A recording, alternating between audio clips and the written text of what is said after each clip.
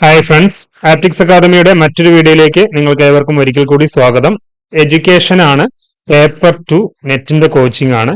നമ്മൾ കഴിഞ്ഞ വീഡിയോയിൽ 2 വീഡിയോകൾ കഴിഞ്ഞിട്ടുണ്ടായിരുന്നു. അതിൽ സിലബസ്, ഒരു യൂണിറ്റിന്റെ സിലബസും ജനറൽ സിലബസുമാണ് ഡിസ്കസ് ചെയ്തിട്ടുള്ളത്. രണ്ടാമത്തെ വീഡിയോ എന്ന് പറയുന്നത് 1 മുതൽ 5 വരെയുള്ള ക്വസ്റ്റ്യൻ ആൻസേഴ്സിന്റെ എക്സ്പ്ലനേഷൻ ആണ്. ഏകദേശം ഒരു ഹാഫ് ആൻ അവറിന്റെ അടുത്ത് ആ ക്ലാസ് വന്നിട്ടുണ്ട്. ഇനി അടുത്തതായിട്ട് 6 മുതൽ 10 വരെയുള്ള ക്വസ്റ്റ്യൻസ് ആണ്. അത് നമ്മുടെ സബ്ജക്ട് ടോപ്പിക് എന്ന് പറയുന്നത് ലേണർ ആൻഡ് ലേണിംഗ് പ്രോസസ് എന്നുള്ളതാണ്. എന്താണ് ലേണർ ആൻഡ് ലേണിംഗ് പ്രോസസ്? അപ്പോൾ അതിൽ 6ാമത്തെ ഒരു ചോദ്യം നോക്കുക. 2 lists are given below, list 1 and list 2. Match the 2 lists and select the correct code to give your answer എന്നുള്ളത്. അവിടെ നമുക്കറിയാം, നമുക്ക് ഓപ്ഷൻസ് തന്നിട്ടുണ്ട് ABCD. അതിൽ മുകളിൽ പറയുന്ന ABCD ഉണ്ട്, താഴെ പറയുന്ന ABCD ഉണ്ട്. ഈ താഴെ പറയുന്ന ക്യാപിറ്റൽ ലെറ്ററിലുള്ള ABCD ആണ് നമ്മൾ സെലക്ട് ചെയ്യേണ്ട ആൻസർ എന്ന് പറയുന്നത്. ക്യാപിറ്റൽ ലെറ്ററിലുള്ള ABCDയിലുള്ള ഏത് ഓപ്ഷനാണ് നമുക്ക് സൂട്ടബിൾ ആയിട്ടുള്ളത് എന്നുള്ളതാണ് പറയേണ്ടത്. അപ്പൊ നമുക്ക് ഇവിടെ ഫസ്റ്റ് ലിസ്റ്റിൽ തന്നിട്ടുള്ളത് പേഴ്സണാലിറ്റി തിയറീസ് ആണ്, അതായത് പേഴ്സണാലിറ്റി തിയറിസ്റ്റുകളാണ്.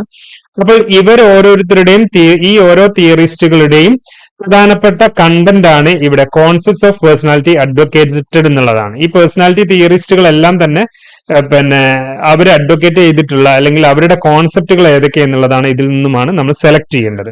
അപ്പോൾ നിങ്ങൾക്ക് അത്യാവശ്യം ഈ എല്ലാ തിയറിസ്റ്റുകളെ കുറിച്ച് പരിചയമുള്ളവർക്ക് മാത്രമേ ഇത് കറക്റ്റ് ആയിട്ടുള്ള ഓപ്ഷൻ നമുക്ക് തിരഞ്ഞെടുക്കാൻ പറ്റുള്ളൂ. അപ്പൊ ഇവർ ഓരോരുത്തരെ കുറിച്ച് നമ്മളൊരു ജനറൽ ആയിട്ടുള്ള ഒരു ഓറിയന്റേഷൻ കിട്ടിയിരിക്കണം. അപ്പോൾ റൈമണ്ട് കാറ്റിൽ അദ്ദേഹത്തിന്റെ തിയറി ഏതാണ്, ജി ഓൾപോർട്ടിന്റെ തിയറി ഏതാണ്, ഫ്രോയിഡിന്റെ തിയറി ഏതാണ്, കാൾ യൂങ്ങിന്റെ തിയറി ഏതാണ്, അഡ്ലറിന്റെ തിയറി ഏതാണ്. അപ്പോൾ ഇത് അറിഞ്ഞെങ്കിലേ ഇതിലുള്ള ബെസ്റ്റ് ചോയ്സ് ഏതാണെന്ന് നമുക്ക് മാച്ചപ്പ് ചെയ്തിട്ട് അതിൽ ബെസ്റ്റ് ഓപ്ഷൻ ഏതാണെന്ന് തിരഞ്ഞെടുക്കാൻ പറ്റുള്ളൂ. അപ്പോൾ ഇവിടെ സെക്കൻഡ് ലിസ്റ്റിൽ വന്നിട്ടുള്ളത് അനീമസ് എന്നുള്ള ടേം ആരാണ് യൂസ് ചെയ്തിട്ടുള്ളത്, സ്ട്രൈവിംഗ് ഓഫ് സുപ്പീരിയറിറ്റി എന്നുള്ള ടേം ആരാണ് യൂസ് ചെയ്തിട്ടുള്ളത്, cardinal central and secondary traits ആരാണ് യൂസ് ചെയ്തത്, സർഫേസ് ആൻഡ് സോഴ്സ് ട്രേറ്റ്സ് ആരാണ്, ഇഗ്ഗോ ആൻഡ് സൂപ്പർ ഈഗോ ട്രേറ്റ് ആരാണ്, എൻഡോമോർഫ് ആൻഡ് എക്ടോമോർഫ് എന്നുള്ള ടേമുകൾ യൂസ് ചെയ്തുള്ള ആരാണ്. അപ്പോൾ ഇത്രയും കാര്യങ്ങൾ നമ്മൾ അറിയുമ്പോഴാണ് നമുക്കൊന്നും കൂടി ക്ലിയർ ആവുക. അപ്പോൾ അതിനോട് അനുബന്ധിക്കുന്ന കുറച്ച് ബേസിക് ആയിട്ടുള്ള കാര്യങ്ങളാണ് നമ്മളിവിടെ എക്സ്പ്ലെയിൻ ചെയ്യാൻ പോകുന്നത്. അപ്പോൾ റൈമണ്ട് കാറ്റിലിന്റെ പേഴ്സണാലിറ്റി തിയറിയിൽ പറയുന്ന കുറച്ച് ടേമുകൾ ഏതൊക്കെയാണ്? ഒന്ന്, ഈ തിയറിക്ക് പറയുന്ന പേരെന്താണ്? ട്രേറ്റ്സ് തിയറി എന്ന് തന്നെയാണ്. Traits theory of personality. അത് ആരുടെ ട്രേറ്റ്സ് തിയറി? ട്രേറ്റ്സ് തിയറി കുറെ തിയറിസ്റ്റുകൾ യൂസ് ചെയ്തിട്ടുണ്ട്. അപ്പോൾ cattles traits theory of personality എന്ന് തന്നെയാണ് ഇവിടെ പറയുന്നത്. അത് ഫാക്ടർ അനാലിസിസ് തിയറി എന്നും കൂടി അതിനെ അറിയപ്പെടുന്നുണ്ട്. കാറ്റിൽസിന്റെ തിയറിക്ക് ഫാക്ടർ അനാലിസിസ് തിയറി എന്നും കൂടി പറയുന്നുണ്ട്. അപ്പോൾ അവിടെ ഒരു 16 ഫാക്ടേഴ്സ്, ഒരു പേഴ്സണാലിറ്റി മോഡൽ, 16 ഫാക്ടർ പേഴ്സണാലിറ്റി മോഡലുകൾ കാറ്റിൽസ് നമുക്ക് എന്ത് ചെയ്തിട്ടുണ്ട്, പറഞ്ഞു തന്നിട്ടുണ്ട്. 16 ടൈപ്പ് ഓഫ് ഫാക്ടേഴ്സ് പറയുന്നുണ്ട്. അപ്പോൾ ആ 16 ടൈപ്പ് ഓഫ് ഫാക്ടേഴ്സ് ആണ് ഒരു പേഴ്സണാലിറ്റിയുടെ സോഴ്സ് എന്ന് പറയുന്നത്. ആ സോഴ്സിനനുസരിച്ചാണ് നമ്മുടെ ഒരു പേഴ്സണാലിറ്റി പുറത്തേക്ക് വരുന്നത് എന്നുള്ളതാണ് ഈ റൈമണ്ട് കാറ്റിൽ പറയുന്നത്. അതുകൊണ്ടാണ് ഇദ്ദേഹത്തിന്റെ തിയറിക്ക് പറയുന്ന പേര് സർഫേസ് ആൻഡ് സോഴ്സ് ട്രേറ്റ്സ് എന്ന് പറയുന്നത്, അല്ലെ? അപ്പോൾ സർഫേസ് ആൻഡ് സോഴ്സ് ട്രേറ്റ്സ്. അപ്പോൾ ഈ 16 സോഴ്സുകളിൽ നിന്നുമാണ് നമ്മുടെ പേഴ്സണാലിറ്റി പുറത്തേക്ക് വരുന്നത്, അല്ലെങ്കിൽ സർഫേസ് ആയിട്ട് വരുന്നത് എന്നുള്ളതാണ് ഈ റൈമണ്ട് കാറ്റിൽ എക്സ്പ്ലെയിൻ ചെയ്യുന്നത്. അപ്പോൾ ഇവിടെ നമ്മൾ നോട്ട് ചെയ്യേണ്ടത്, റൈമണ്ട് കാറ്റിലിന്റെ തിയറിയുടെ മറ്റൊരു പേര് കൂടിയാണ് surface and source traits theory എന്ന് പറയുന്നത്. അദ്ദേഹം 16 ഫാക്ടറുകളായിട്ട് പറഞ്ഞു തന്നിട്ടുണ്ട്. അതുകൊണ്ട് തന്നെ പേഴ്സണാലിറ്റി ഫാക്ടർ അനാലിസിസ് എന്നുകൂടി ഇതിനെ അറിയപ്പെടുന്നുണ്ട് എന്നുള്ളത് നോട്ട് ചെയ്യുക. അപ്പോൾ 16 PF എന്നാണ് ഇതിന്റെ ഷോർട്ട് ഫോം ആയിട്ട് എടുത്ത് പറയുന്നത്.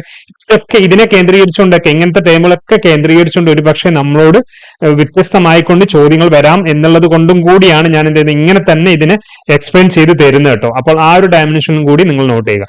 അപ്പോൾ ഈ 16 ട്രേറ്റ്സ് ഏതൊക്കെയാണെന്നുള്ളത് വേണമെങ്കിൽ നമുക്ക് ലാസ്റ്റിലേക്ക് പറയാം. കുറച്ച് ടെസ്റ്റുകൾ ഉണ്ട്, അല്ലെ? Cattell's also used various data collection മെത്തേഡുകൾ എന്ന് പറഞ്ഞിട്ട് യൂസ് ചെയ്യുന്നുണ്ട്. അപ്പോൾ L data, Q data, T data, ഇത് ആരാണ് യൂസ് ചെയ്തത് എന്ന രീതിയിലും കൂടി നമ്മളോട് ചോദിക്കാം. അത് റൈമണ്ട് കാറ്റിൽ യൂസ് ചെയ്തിട്ടുള്ളതാണ്. അപ്പോൾ റൈമണ്ട് കാറ്റിലാണ് L data, Q data and T data എന്നുള്ള ആ ഒരു കോംപ്രിഹെൻസീവ്ലി അണ്ടർസ്റ്റാൻഡ് ചെയ്യാൻ വേണ്ടിയിട്ട്, ഒരു ഇൻഡിവിജ്വൽ പേഴ്സണാലിറ്റിനെ ഡീറ്റെയിൽഡ് ആയിട്ട് മനസ്സിലാക്കുന്നതിനും കോംപ്രിഹെൻസീവ്ലി അണ്ടർസ്റ്റാൻഡ് ചെയ്യാനും വേണ്ടിയിട്ട് ഉപയോഗിക്കുന്ന ഡാറ്റ കളക്ഷനെയാണെന്ന് പറയുന്നത് L data, Q data, T data എന്ന് പറയുന്നത്. അപ്പോൾ L ഡാറ്റയെ ലൈഫ് റെക്കോർഡ് ഡാറ്റ എന്നും Q ഡാറ്റയെ ക്വസ്റ്റിനെയർ ഡാറ്റ എന്നും ഈ ഡാറ്റയെ ടെസ്റ്റ് അല്ലെങ്കിൽ ഒബ്ജക്റ്റീവ് ടെസ്റ്റ് ഡാറ്റ എന്നുമാണ് അറിയപ്പെടുന്നത് കേട്ടോ. അപ്പോൾ അതിന്റെ ഒരു എക്സ്പാൻഷൻ കൂടി നമ്മളൊന്ന് നോട്ട് ചെയ്യുക. എൽ ഡാറ്റയെ ലൈഫ് റെക്കോർഡ് ഡാറ്റ എന്നും, ക്യൂ ഡാറ്റയെ ക്വസ്റ്റിനെയർ ഡാറ്റ എന്നും, ടി ഡാറ്റയെ ഒബ്ജക്റ്റീവ് ടെസ്റ്റ് ഡാറ്റ എന്നുമാണ് റൈമണ്ട് പാറ്റേണിന്റെ അണ്ടറിൽ LQT ഡാറ്റ എന്നുകൊണ്ട് അർത്ഥമാക്കുന്നത്. അപ്പോൾ LQT ഡാറ്റ എന്നോ L data, Q data, T data എന്നോ നമ്മളോട് ക്വസ്റ്റ്യൻസിന്റെ എലാബറേഷൻ ചോദിച്ചുകൊണ്ട് വരാൻ സാധ്യതയുണ്ട്. വരുന്ന ക്വസ്റ്റ്യൻസിൽ അത് കാണാനും സാധ്യതയുണ്ട്. അപ്പോൾ പഠിക്കുമ്പോൾ നിങ്ങൾ ആ ഒരു ഫസ്റ്റ് നിങ്ങൾ പഠിക്കുമ്പോൾ കൃത്യമായി പഠിച്ചു കഴിഞ്ഞ് കഴിഞ്ഞാൽ, ആദ്യത്തെ വീഡിയോകളൊക്കെ കൃത്യമായി കണ്ടു കഴിഞ്ഞ് കഴിഞ്ഞാൽ, പിന്നീട് വരുന്ന ഈ 101 മുതൽ ഒരു 300 വരെയുള്ള ക്വസ്റ്റ്യൻസ് നിങ്ങൾക്ക് വളരെ സിമ്പിൾ ആയിട്ട് ആൻസർ ചെയ്യാനും കൂടി പറ്റും എന്നുള്ളതാണ്. ആദ്യത്തെ 100 ക്വസ്റ്റ്യൻസ് ഒക്കെയാണ് നിങ്ങൾ കൂടുതലായിട്ട് ഡീറ്റെയിൽഡ് ആയിട്ട് ഇരുന്ന് പഠിക്കേണ്ടതായിട്ട് വരുന്നത്. അപ്പോൾ ഓരോ യൂണിറ്റിലും അതേപോലെ തന്നെയാണ് നമ്മൾ സെറ്റ് ചെയ്ത് വെച്ചിട്ടുള്ളത്. അപ്പോൾ അത് ആ രീതിയിൽ നിങ്ങൾ മനസ്സിലാക്കി പഠിക്കാൻ വേണ്ടി ശ്രമിക്കുക. ഇനി 16 പേഴ്സണാലിറ്റി ഫാക്ടറുകൾ ഏതൊക്കെയാണെന്ന് ചോദിച്ചു കഴിഞ്ഞാൽ, അത് റൈമണ്ട് കാറ്റലിന്റെ 16 പേഴ്സണാലിറ്റി ഫാക്ടേഴ്സ് ഏതൊക്കെയാണെന്ന് ചോദിച്ചു കഴിഞ്ഞാൽ അത് ഇവയൊക്കെയാണ്. അതൊന്ന് ജസ്റ്റ് ഒന്ന് നോട്ട് ചെയ്ത് വെച്ചാൽ ഇതിൽ നിന്നും പ്രത്യേകിച്ച് ഒന്നും വരാൻ ചാൻസ് ഇല്ല. എങ്കിലും നിങ്ങൾക്ക് പ്രാക്ടിക്കൽ സെൻസിൽ ഈ ടെസ്റ്റുകളൊക്കെ നിങ്ങൾ കുട്ടികളിൽ അപ്ലൈ ചെയ്യുന്നുണ്ടെങ്കിലൊക്കെ നിങ്ങൾക്ക് ഇതിനെക്കുറിച്ച് ഒരു ഐഡിയ കിട്ടുന്നതിന് വേണ്ടിയിട്ടാണ് ഈ 16 ഫാക്ടേഴ്സ് ഏതൊക്കെയാണെന്നുള്ളത് ഇവിടെ ലിസ്റ്റ് ചെയ്തിട്ടുള്ളത്. പിന്നെ രണ്ടാമത്തെ വ്യക്തി എന്ന് പറയുന്നത് ജി ഓൾപോർട്ട് ആണ്. ജി ഓൾപോർട്ട് അദ്ദേഹത്തിന്റെ തിയറിക്കും ട്രേറ്റ്സ് തിയറി ഓഫ് പേഴ്സണാലിറ്റി എന്ന് തന്നെയാണ് പറയുന്നത്. ഗോർഡൻ ഓൾപോർട്ട്സ് തിയറി എന്നാണ് ഇതിനെ പറയുന്നത്. അപ്പോൾ Gordon Allport's theory primarily his traits of personality എന്നാണ്. Emphasis the role of individual traits in shaping personality and behaviour. Okay, he proposed that personality is composed of stable, relatively permanent characteristics, that is traits എന്നാണ്. Stable, relatively permanent characteristics എന്നുള്ളതാണ്. ആ stable ആണ്, അത് പരസ്പരം അങ്ങോട്ടും ഇങ്ങോട്ടും relate ചെയ്ത് നിൽക്കുന്നതാണ്, പെർമനന്റ് ആണ്. അത്തരത്തിലുള്ള ക്യാരക്ടറിസ്റ്റിക്സിനെയാണ് ട്രേറ്റ്സ് എന്ന് ആര് പറയുന്നത്? ജി ഓൾപോർട്ട് പറയുന്നത്. അതുകൊണ്ട് തന്നെ Allport categorised these traits into 3 എന്നുള്ളതാണ്.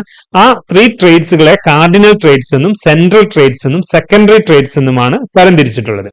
അപ്പോൾ ജി ഓൾപോർട്ട് ആണ്, ഗോർഡൻ ഓൾപോർട്ട് ആണ് ഈ കാർഡിനൽ ട്രേറ്റ്സ് എന്നും, സെൻട്രൽ ട്രേറ്റ്സ് എന്നും, സെക്കൻഡറി ട്രേറ്റ്സ് എന്നും 3ആയിട്ട് തരംതിരിച്ചിട്ടുള്ളത് എന്നുള്ളതാണ്. ഇവ ഓരോന്നും എന്താണെന്നുള്ളത് ഞാൻ മുൻപത്തെ ക്ലാസ്സുകളിലൊക്കെ അതായത് വേറെ എക്സ്പ്ലനേറ്റീവ് ആയിട്ടുള്ള ക്ലാസ്സുകളിൽ കുറച്ച് പറഞ്ഞിട്ടുണ്ട്. അത് സെറ്റിന്റെയും കാറ്ററിന്റെയും ഒക്കെയാണ്. അതിന്റെ ക്ലാസ്സുകൾ കൂടി ഞാൻ ഇതിന്റെ കൂട്ടത്തിൽ അയച്ചു തരാൻ വേണ്ടി ശ്രമിക്കാം. അല്ലെങ്കിൽ ഈ വീഡിയോക്ക്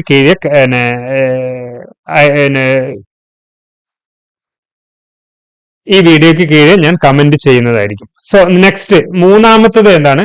ഫ്രോയിഡ്സ് തിയറി ഓഫ് പേഴ്സണാലിറ്റി എന്ന് പറയുന്നത്. ഫ്രോയിഡ്സ് തിയറി ഓഫ് പേഴ്സണാലിറ്റി എന്താണ്? Freud's theory of personality suggest the personality is shaped by conscious psychological forces and experience എന്നുള്ളതാണ്. Unconscious psychological forces and experiences എന്നുള്ളതാണ് ആര് പറയുന്നത്? ഫ്രോയിഡ്സ് തിയറി ഓഫ് പേഴ്സണാലിറ്റിയിൽ പറയുന്നത്. അതുകൊണ്ട് തന്നെ ഇദ്ദേഹം 3 കോമ്പണന്റുകളായിട്ട് പേഴ്സണാലിറ്റിയെ തരംതിരിച്ചിട്ടുണ്ട്. അത് 1 ഇദ്, 2 ഈഗോ, 3 സൂപ്പർ ഈഗോ. അപ്പോൾ ഇദ്, ഈഗോ, സൂപ്പർ ഈഗോ എന്നിങ്ങനെയുള്ള 3 തരംതിരിവുകൾ, പേഴ്സണാലിറ്റിയുടെ 3 തരംതിരിവുകൾ ആര് കൊണ്ടുവന്നിട്ടുള്ളതാണ്? ഫ്രോയിഡ് കൊണ്ടുവന്നിട്ടുള്ളതാണെന്ന് നോട്ട് ചെയ്യുക. ദെൻ ഫോർത്ത് ഓപ്ഷൻ വന്നത് കാൾ യൂങ്സ് തിയറി ഓഫ് അനീമ ആൻഡ് അനീമസ് എന്നുള്ളതാണ്. കാൾ യൂങ്സ് തിയറിയാണ് ഇവിടെ എടുത്ത് പറയുന്നത്. അപ്പോൾ കാൾ യൂങ്സ് തിയറിയിൽ മൾട്ടി ലെയർഡ് സൈക്കെ ആയിട്ട് ആര് പറയുന്നുണ്ട്? കാൾ യൂങ് പറയുന്നുണ്ട്.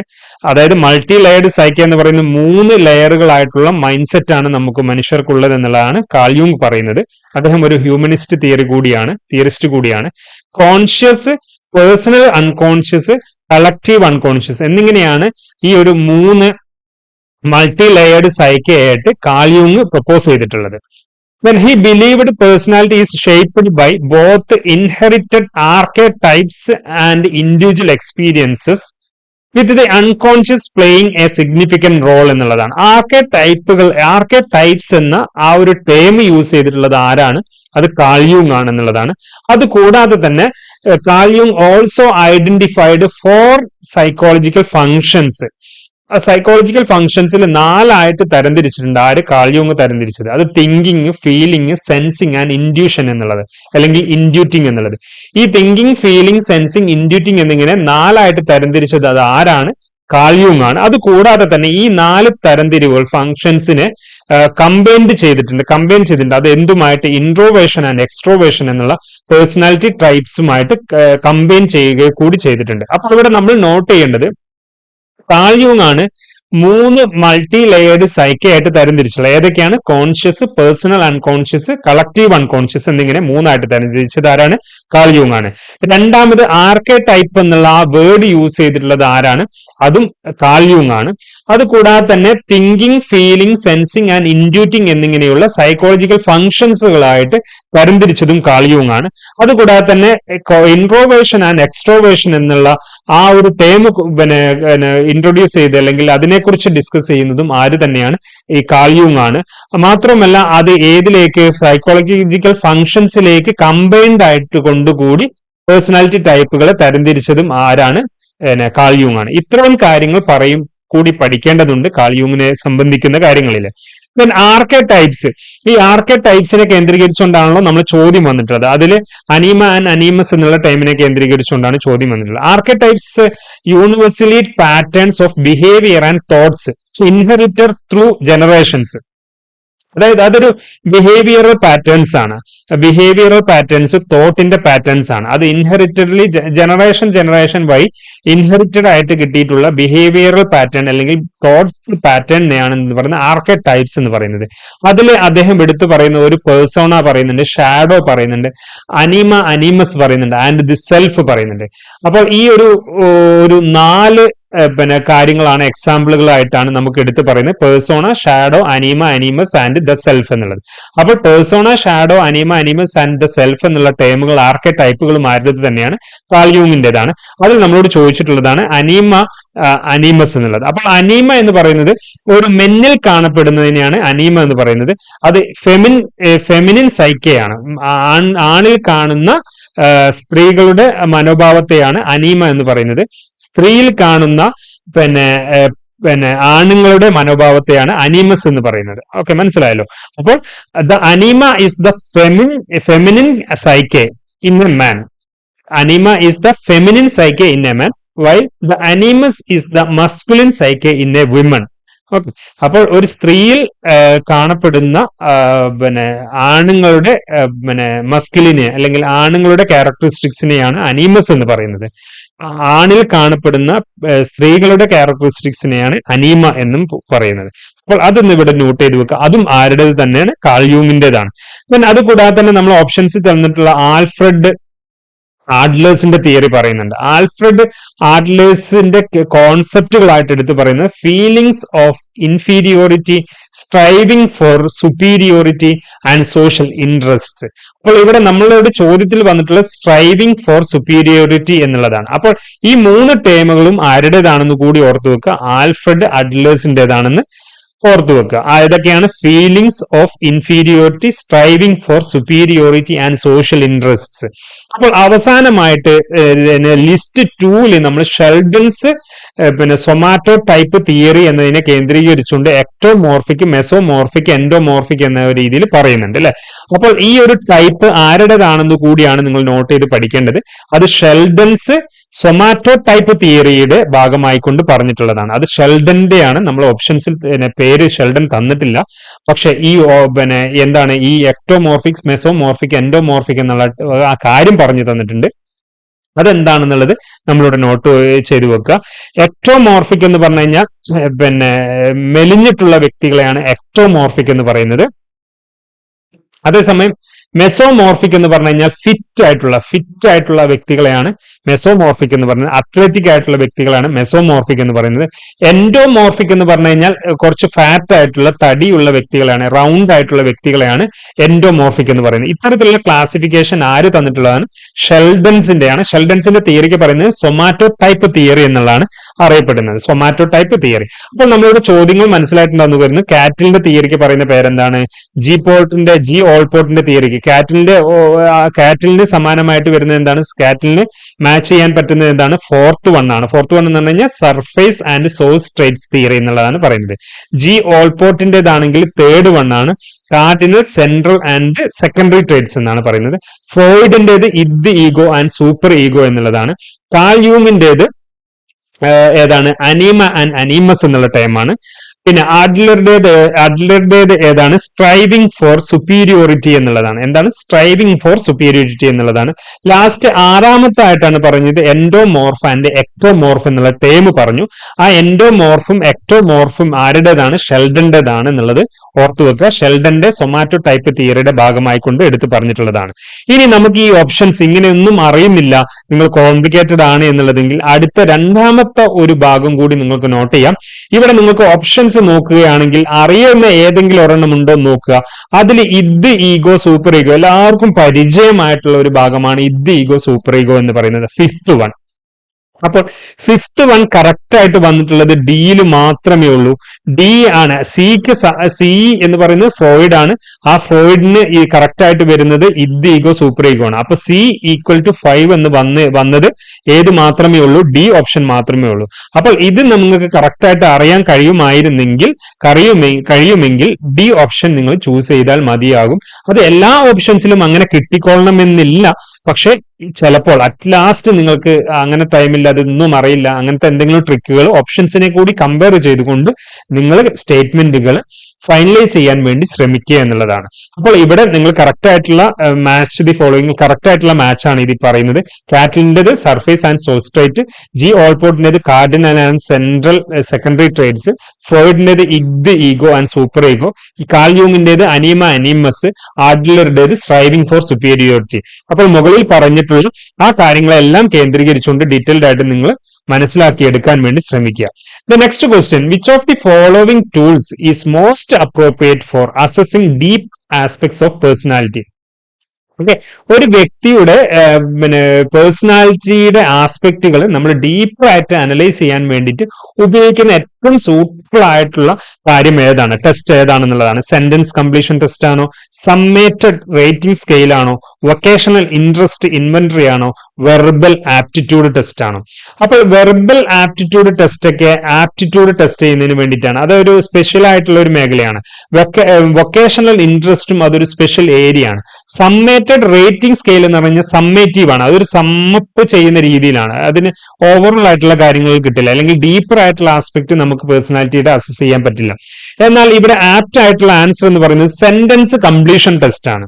സെന്റൻസ് കംപ്ലീഷൻ ടെസ്റ്റ് ആണ്. അപ്പോൾ ഇവ ഓരോ ടെസ്റ്റുകളും എന്തിനു വേണ്ടിയിട്ടാണ്? സെന്റൻസ് കംപ്ലീഷൻ എന്ന് പറഞ്ഞാൽ ഒരു സെന്റൻസ് കൊടുക്കുകയും അതിനെ കംപ്ലീറ്റ് ചെയ്യുകയും ചെയ്യുക എന്ന് പറഞ്ഞു കഴിഞ്ഞാൽ, ഡിസ്ക്രിപ്റ്റീവ് ടൈപ്പിലൊക്കെ കംപ്ലീറ്റ് ചെയ്യുക എന്ന് പറഞ്ഞു കഴിഞ്ഞാൽ, അതിനെ എക്സ്പ്ലെയിൻ ചെയ്യുക എന്ന് പറഞ്ഞു കഴിഞ്ഞാലൊക്കെ ആ വ്യക്തിയുടെ മൈൻഡ് സെറ്റിനനുസരിച്ചുള്ള എക്സ്പ്ലനേഷൻസ് ആയിരിക്കും അവിടെ തരിക എന്നുള്ളത്. അപ്പോൾ ആ മൈൻഡിലുള്ള കാര്യങ്ങൾ എന്താണെന്ന് നമുക്ക് അതിലൂടെ മനസ്സിലാക്കിയെടുക്കാൻ വേണ്ടി പറ്റും. ഓക്കെ, അതാണ് ഇവിടെ സെന്റൻസ് കംപ്ലീഷൻ ടെസ്റ്റിൽ വരുന്നത്. അതേസമയം സമ്മേറ്റഡ് റേറ്റിംഗ് സ്കെയിൽ ആണെങ്കിൽ ആറ്റിറ്റ്യൂഡ്സും ഒപ്പീനിയൻസും അളക്കാൻ വേണ്ടിയിട്ടാണ് സമ്മേറ്റഡ് റേറ്റിംഗ് സ്കെയിൽസ് യൂസ് ചെയ്യുന്നത്. Summated rating scales attitudes and opinions അളക്കാൻ വേണ്ടിയിട്ടാണ്. വൊക്കേഷണൽ ഇൻട്രസ്റ്റ് ഇൻവെന്ററി എന്ന് യൂസ് ചെയ്യുന്നതിന് വേണ്ടിയിട്ടാണ്. പൊട്ടൻഷ്യൽ കരിയർ പാത്സ് മനസ്സിലാക്കാൻ വേണ്ടിയിട്ടാണ്. ഒരു വ്യക്തിയുടെ അല്ലെങ്കിൽ കുട്ടിയുടെ കരിയർ പാത്ത്, കരിയർ മേഖല അല്ലെങ്കിൽ സബ്ജക്ട് ഏരിയ ഏതാണെന്ന് മനസ്സിലാക്കുന്നതിന് വേണ്ടിയിട്ടാണ്, ആ പൊട്ടൻഷ്യാലിറ്റി മനസ്സിലാക്കുന്നതിന് വേണ്ടിയിട്ടാണ് വൊക്കേഷണൽ ഇൻട്രസ്റ്റ് ഇൻവെന്ററി യൂസ് ചെയ്യുന്നത്. പിന്നെ വെർബൽ ആപ്റ്റിറ്റ്യൂഡ് ടെസ്റ്റ് യൂസ് ചെയ്യുന്നത് അണ്ടർസ്റ്റാൻഡും അനലൈസ് ചെയ്യാനും ഇന്റർപ്രിറ്റ് ചെയ്യാനും. ഒരു എഴുതപ്പെട്ടുള്ള ഇൻഫർമേഷൻസ്, ഒരു ഇൻഫർമേഷൻ, ഒരു കോംപ്രിഹെൻസീവ് ആയിട്ടുള്ള കാര്യങ്ങൾ അതിനെ ഇന്റർപ്രിറ്റ് ചെയ്യുക, അതിനെ അനലൈസ് ചെയ്താണ് അതിനെ മനസ്സിലാക്കിയെടുക്കുക. അതിന് വേണ്ടിയിട്ട് ഉപയോഗിക്കുന്ന ഒരു ടൂളാണ് വെർബൽ ആപ്റ്റിറ്റ്യൂഡ് ടെസ്റ്റ് എന്ന് പറയുന്നത്. അതിന്റെ മറ്റൊരു പേര് കൂടി, 2 പേരുകൾ കൂടി അറിയപ്പെടുന്നുണ്ട്, verbal reasoning or verbal ability test. അപ്പോൾ verbal aptitude, verbal reasoning, verbal ability test മൂന്നും ഒന്നാണെന്ന് കൂടി ഇതിന്റെ ഭാഗമായിക്കൊണ്ട് നിങ്ങൾ മനസ്സിലാക്കി വെക്കൽ നിർബന്ധമാണ്. അപ്പോൾ ഈ 3 ടെസ്റ്റുകളും മെയിൻ ആയിട്ടുള്ള കാര്യങ്ങൾ കൂടി മനസ്സിലാക്കുമ്പോൾ ഇതുമായി ബന്ധപ്പെട്ട ഏതെങ്കിലും ചോദ്യങ്ങൾ ഇൻ കേസ് അവിടെ ചോദിച്ചാൽ നമുക്ക് ആൻസർ ചെയ്യാൻ പറ്റുന്നതായിരിക്കും. Next question, what is the gestalt word for transfer of learning? Transfer of learning എല്ലാവർക്കും അറിയുന്നതാണ്. പോസിറ്റീവ് ട്രാൻസ്ഫർ ഉണ്ട്, നെഗറ്റീവ് ട്രാൻസ്ഫർ ഉണ്ട്, സീറോ ട്രാൻസ്ഫർ ഉണ്ട്, അല്ലെ? ആ ട്രാൻസ്ഫർ ഓഫ് ലേണിംഗിൽ ഗസ്റ്റാൾട്ട് വേർഡിൽ യൂസ് ചെയ്യുന്ന വേർഡ് ഏതാണ്? ഗസ്റ്റാൾട്ടിസ്റ്റുകൾ യൂസ് ചെയ്തിട്ടുള്ള വേർഡ് ഏതാണെന്നുള്ളതാണ് ഇതിൽ നിന്ന് സെലക്ട് ചെയ്യേണ്ടത്. പരിചയമുള്ളവരാണോ എന്നുള്ളത് അറിയില്ല, എങ്കിലും ഇതിൽ നിന്ന് സെലക്ട് ചെയ്യണം. സ്റ്റിമുലസ് ഡിസ്ക്രിമിനേഷൻ ആണോ? ട്രാൻസ്പോസിഷൻ ഓഫ് അണ്ടർസ്റ്റാൻഡിംഗ് ആണോ? സ്റ്റിമുലസ് ജനറലൈസേഷൻ ആണോ? റെസ്പോൺസ് ജനറലൈസേഷൻ ആണോ? ഇവിടെ ആപ്റ്റ് ആയിട്ടുള്ള ആൻസർ എന്ന് പറയുന്നത് ട്രാൻസ്പോസിഷൻ ഓഫ് അണ്ടർസ്റ്റാൻഡിങ് എന്നുള്ളതാണ്. എന്താണ് ട്രാൻസ്പോസിഷൻ ഓഫ് അണ്ടർസ്റ്റാൻഡിങ് എന്നുള്ള വേർഡാണ് ഗസ്റ്റാൾട്ട് വേർഡ് എന്നതിനോട് സമമായിട്ട് ട്രാൻസ്ഫർ ഓഫ് ലേണിംഗിന് സമാനമായിട്ട് വരുന്നത്. അപ്പൊ ട്രാൻസ്പോസിഷൻ എന്ന വേർഡ് എന്താണ് ട്രാൻസ്പോസിഷൻ എന്ന് പറഞ്ഞു കഴിഞ്ഞാൽ transposition refers to the generalisation of a learning principle എന്നുള്ളതാണ്. നമ്മൾ പഠിച്ചെടുത്തിട്ടുള്ള ഒരു പ്രിൻസിപ്പിൾ മറ്റു സെറ്റിംഗിലേക്കോ മറ്റു സിറ്റുവേഷൻസിലേക്കോ ഉപയോഗിക്കാൻ തക്കതായിട്ട് കഴിയുന്നുണ്ടെങ്കിൽ അതിനെയാണ് എന്ന് പറയുന്നത് ജനറലൈസേഷൻ ഓഫ് ലേണിംഗ് പ്രിൻസിപ്പിൾ എന്ന് പറയുന്നത്. അതിനെ തന്നെയാണ് ട്രാൻസ്പോസിഷൻ എന്ന് പറയുന്നത്. അത് തന്നെയാണ് മറ്റൊരു തരത്തിൽ ലേണിംഗ് ട്രാൻസ്ഫർ എന്നും പറയുന്നത്. ഓക്കെ, അപ്പോൾ ഇവിടെ നോട്ട് ചെയ്യുക, transposition refers to the generalisation of the learning principle where an organism applies knowledge learned in a one situation to a different but related situation. അതിനോട് ബന്ധപ്പെട്ട് നിൽക്കുന്ന സിറ്റുവേഷൻസിലോടാണ് എന്ത് ചെയ്യുന്നത്, ഒരു പഠിച്ചിട്ടുള്ള ഒരു കാര്യം ആ അപ്പുറത്തെ സിറ്റുവേഷൻസിലേക്കും കൂടി കൊണ്ട് ഉപയോഗിക്കാൻ തക്കതായി മാറുന്നത്. അത്തരത്തിൽ നമ്മൾ ഇപ്പോൾ പഠിച്ച കാര്യങ്ങളെ മറ്റൊരു സെറ്റിംഗിലേക്ക് കൊണ്ട് ഉപയോഗിക്കാൻ കഴിയുന്നുണ്ടെങ്കിൽ, മറ്റൊരു റിലേറ്റഡ് സിറ്റുവേഷനിലേക്ക് ഉപയോഗിക്കാൻ കഴിയുന്നുണ്ടെങ്കിൽ അതിനെയാണെന്ന് പറയുന്നത് ട്രാൻസ്പോസിഷൻ എന്ന് പറയുന്നത്. ഓക്കെ, അപ്പോൾ ഗസ്റ്റാൾട്ട് വേർഡ് ആയിട്ട് എന്താണ് യൂസ് ചെയ്യുന്നത്, ട്രാൻസ്പോസിഷൻ ഓഫ് അണ്ടർസ്റ്റാൻഡിങ് എന്നുള്ളതാണ്. നെക്സ്റ്റ് ക്വസ്റ്റ്യൻ, രണ്ട് സ്റ്റേറ്റ്മെന്റുകൾ തന്നിട്ടുണ്ട്. അത് രണ്ടും ശരിയാണോ അല്ലെങ്കിൽ എങ്ങനെയാണെന്നുള്ളത്, അതായത് both A and R are true എന്നാണോ, but R is not the correct explanation of A എന്നാണോ, both A and R are true and R is the correct explanation of A. C option, A is correct but R is false. D, A is false but R is true. ഇതിൽ ഏതാണ് best option എന്നുള്ളതാണ് select ചെയ്തെടുക്കേണ്ടത്. അപ്പൊ statement first നോക്കുക. Adolescence is A period of storm and stress. Adolescent period of storm and stress ആണെന്നുള്ളത് എല്ലാവർക്കും അറിയാം. അത് നമ്മൾ പലപ്പോഴായിട്ട് ഡെവലപ്മെന്റ് സൈക്കോളജിയിൽ എടുത്ത് പഠിക്കുന്നതാണ്.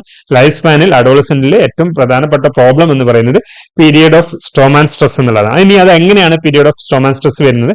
There is a intensity in the expression of emotions coupled with absence of consistency. ഇത് അർത്ഥമാക്കുന്നത് എന്താണ്?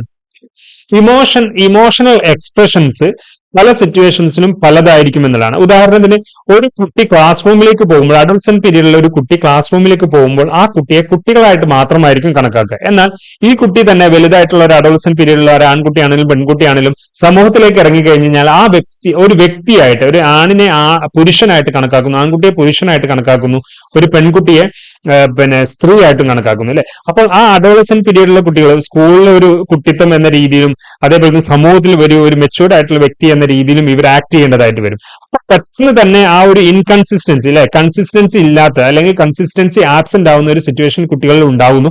ആ ഒരു ഐഡന്റിറ്റിക്കൽ ക്രൈസിസിനെ, അതിനെ ഐഡന്റിറ്റിക്കൽ ക്രൈസിസ് എന്ന് കൂടിയാണ് അറിയപ്പെടുന്നത്. അപ്പോൾ ആ ഒരു ഐഡന്റിറ്റിക്കൽ ക്രൈസിസ് തന്നെയാണ് എന്തെന്ന് പറയുന്നത് സ്റ്റോം ആൻഡ് സ്ട്രെസ്.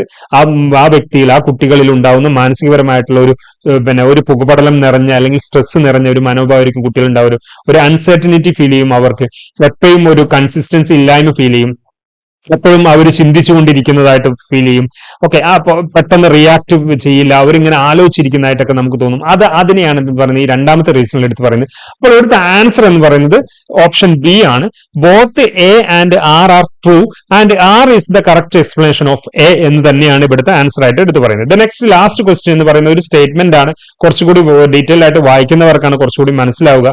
എന്താണ് ക്വസ്റ്റ്യൻ എന്ന് പറയുന്നത്? Which of the following of statements most appropriately conveys the process of adjustment. Adjustment process appropriate ആയിട്ടുള്ള choose from the code for your answer എന്നുള്ളതാണ്.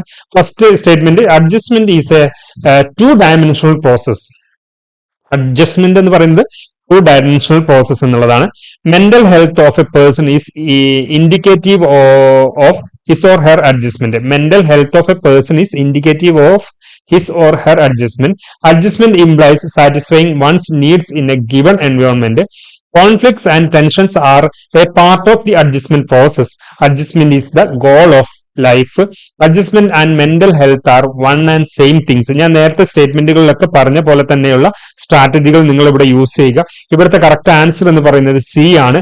1, 3 and 4 ആണ് കറക്റ്റ് ഓപ്ഷൻസ് ആയിട്ട് ഇവിടെ എടുത്ത് പറയുന്നത്. അപ്രോപ്രിയേറ്റ് ആയിട്ടുള്ളത് എടുത്ത് പറയുന്നത് adjustment is a two dimensional process എന്ന് തന്നെയാണ്. മൂന്നാമത്തത് adjustment implies satisfying one's needs in a given environment. Conflicts and tensions are a part of the adjustment process. അപ്പൊ ഈ രീതിയിൽ കൂടി ഇതൊന്ന് നോട്ട് ചെയ്ത് വെക്കുക. 10ാമത്തെ ക്വസ്റ്റ്യൻ ആണ്. അതിലെ ആൻസർ ഓപ്ഷൻ എന്ന് പറയുന്നത് 1, 3 and 4 ആണ്. ഓപ്ഷൻ സി ആണ്. സോ നമ്മളിവിടെ ഡിസ്കസ് ചെയ്ത് കഴിഞ്ഞിട്ടുള്ളത് 1 മുതൽ 10 വരെയുള്ള ക്വസ്റ്റ്യൻസ് ആണ്. അടുത്ത വീഡിയോയിലൂടെ നമുക്ക് 11 മുതൽ 15 വരെയുള്ള ക്വസ്റ്റ്യൻസും അതിന്റെ എക്സ്പ്ലനേഷൻസും നോക്കാം. സോ എല്ലാവരും നന്നായി തന്നെ പഠിക്കുക. എല്ലാവർക്കും നന്നായി പഠിക്കാൻ കഴിയട്ടെ എന്ന് ആശംസിക്കുന്നു. ഇതുമായി ബന്ധപ്പെട്ട് നിങ്ങൾക്ക് എന്തെങ്കിലും സജഷൻസോ കമന്റ്സോ കാര്യങ്ങളോ മറ്റേതെങ്കിലും കൂടുതലായിട്ടുള്ള ഇതിനോടനുബന്ധിക്കുന്ന കൂടുതൽ കാര്യങ്ങൾ അറിയണമെന്നുണ്ടെങ്കിൽ നിങ്ങൾക്ക് കമന്റ് ചെയ്യാം. മറ്റുള്ളവർക്ക് ആവശ്യക്കാർക്ക് ഇത് എത്തിച്ചു കൊടുക്കാൻ വേണ്ടി ശ്രമിക്കുക. നെറ്റിനോടനുബന്ധിക്കുന്ന കാര്യങ്ങളോ എംഎഡ് അഡ്മിഷനോ അല്ലെങ്കിൽ ബി.എഡ് അഡ്മിഷനോ കാര്യങ്ങളോ ഒക്കെ നിങ്ങൾക്ക് കൺസൾട്ടേഷൻ വേണമെന്നുണ്ടെങ്കിൽ നിങ്ങൾക്ക് താഴെ കാണുന്ന നമ്പറിൽ കോൺടാക്ട് ചെയ്യാവുന്നതാണ്. So all the very best. Thank you.